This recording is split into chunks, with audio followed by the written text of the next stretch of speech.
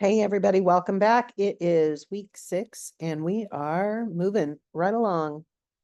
Only 10 more weeks after this one. It's crazy. Let's take a look at what's going on this week and answer hopefully any potential questions about what you need to be doing this week. All right, so we are focusing still on research, and we've kind of done some of this already with the definition paper, but we're going to get more into some depth about information literacy and the importance of using reputable sources, how to find those kinds of sources, et cetera, et cetera. So there's going to be some reading and stuff in the excuse me, in the module this week. And then the assignment for this week is the information literacy skill drill, which you've done some of those before. It is a 50-point assignment, something you should take your time with. It is in quiz format, but it is not meant to be a test. It is meant to be a activity that you can look up the information for, all those wonderful things. So let's go to the module and take a look. All right, so for week 6, we have a chapter from Lumen Learning. We have the Valencia Writer's Guide to Evaluating Websites to read.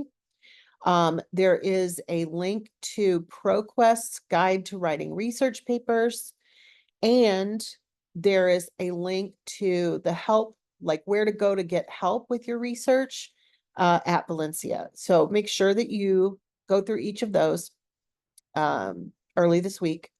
And then you have some videos as well. So one of the videos, and you guys might get a kick out of this. So this first video on facts and opinions was actually something I created for a class that I was taking as a fully online student. So interesting. You can see my homework by looking at that.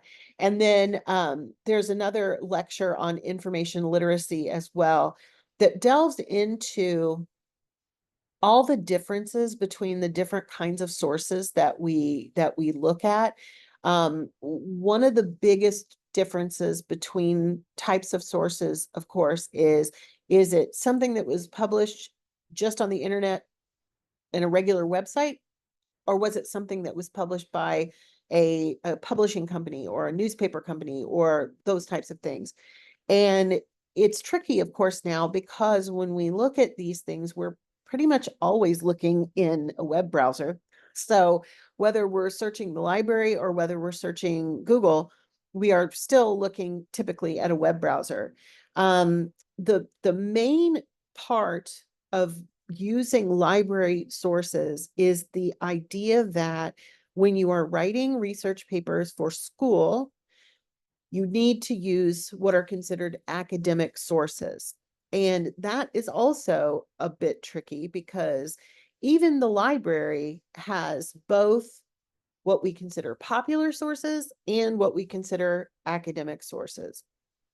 In 1101, I do not require you to use only academic journal articles, primarily because they typically are way above and beyond what we need in something like 1101. Now, it is true that the more advanced you get in your education, the more likely you are to be using real, honest to goodness academic journal type articles and books. So it's good to know about these things. It's good to understand. It's good to start having a vocabulary to talk about these things. And so that's where we're focused on this week. Okay. Now, as far as the assignment goes, like I said, it is a skill drill. So you have the ability to take your time with it. Do not submit it until you're completely done with it, but you can open it. You can have it open for as long as you need to. You can do whatever you need with it. Take your time, make sure you thoroughly answer the questions. That is the best way to get all 50 of those points. Okay, so that's really it for this week. And of course, as I get to them, you will be getting your feedback back feedback back on your definition essays as well. And so there will probably be some lessons on those in terms of the feedback that will help you on the upcoming papers. There's two more. So this week and next week, we're focusing on research and with 2 skill drills in a row. I can talk today. All right, everybody. I hope you have a wonderful day wherever you are, whenever you're viewing this. And as usual, if you need anything, if you have any questions, please do not hesitate to reach out. I am more than happy to help. Thanks, guys.